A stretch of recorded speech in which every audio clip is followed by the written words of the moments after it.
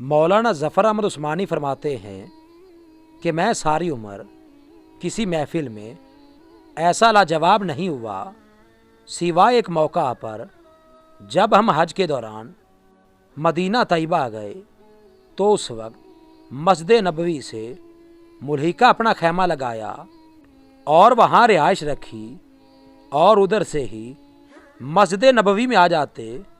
चूँकि शदीद गर्मियों का मौसम था, जब हम तमाम हाजी इकट्ठे होकर शाम का खाना खाते तो उस वक्त वहाँ से गर्म मौसम की वजह से तरबूज खरीद लेते और खाने के बाद उसे खाते और उसके छिलके बाहर फेंक देते। इस दौरान हमने क्या देखा कि एक 7-8 साल का बच्चा आता और छिलकों के ढेर में से छिलके उठाता, जो हल्की सुर्खी माइल गिरी रह जाती उसे कुरेद कुरेद कर खा लेता। जब ये मामूल 2 रोज़ तक देखा, मैंने प्यार से उस बच्चे से पूछ लिया कि बेटे तुम ऐसा क्यों करते हो? तो बच्चे ने कहा, मैं एक यतीम बच्चा हूँ, मेरे वालिद फौत हो चुके हैं, मेरी वालदा ने दूसरा निकाह कर लिया है, घर में गुर्बत और फाके हैं, मैं मदीने का बच्चा हूँ और मेज़बान होने की हैसियत से मेहमानों से मांगते हुए शर्म आती है, लिहाजा मैं इस बची खची गिरी से पेट भर लेता हूँ। मौलाना फरमाते हैं कि मदीने के बच्चे की इस फहमो फरासत ने हमारे रोंगटे खड़े कर दिए। आंखें आंसुओं से भीग गईं।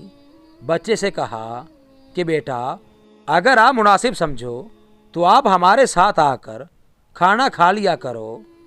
बच्चा इनकारी था, मगर हमारे प्यार भरे भरपूर इसरार पर उसने हाँ कर दी। मदीने का यह बच्चा रोज़ आ जाता, हमारे साथ खाना खाता। आहिस्ता आहिस्ता शनासाई बढ़ती गई। बच्चे से उनसो मोहब्बत परवान चढ़ा तो मैंने बच्चे को पेशकश कर दी कि बेटा आप मेरे साथ हिंदुस्तान आ जाओ, मैं वहाँ आपको दर्स में रख कर पढ़ाऊँगा। कॉलेज और यूनिवर्सिटी की सतह तक आपकी तालीम का बंदोबस्त करूँगा। तो बच्चे ने कहा कि मैं अपनी वालिदा से बात करके आपको आगाह करूँगा। जब हमारी वापसी का वक्त आ गया तो वो बच्चा अपनी वालिदा से इजाज़त लेकर सामान्य सफ़र बांध कर आ गया। हमें बड़ी खुशी हुई, बच्चे को साथ लिया।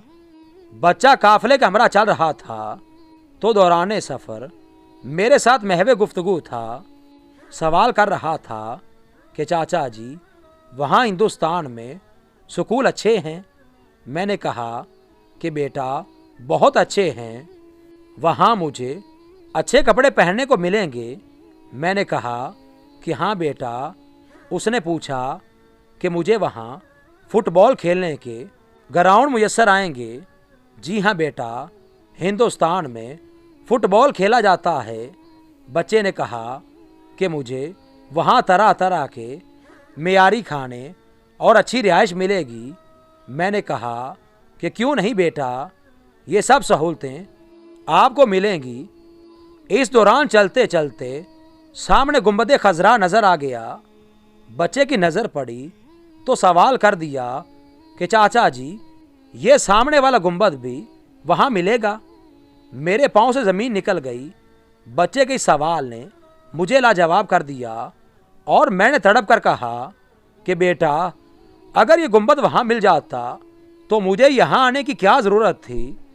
बच्चे ने मेरा जवाब सुना तो अपना हाथ छुड़ाया और कहा, चाचा जी मुफलसी, बेबसी और यतीमी कबूल है, मगर सरकार मदीना का दामन छोड़ना किसी सूरत गवारा नहीं।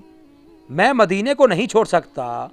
अल्लामा साहब फरमाते हैं कि बच्चा हमें रोते हुए दम बखुद छोड़कर भागा और नज़रों से ओझल हो गया।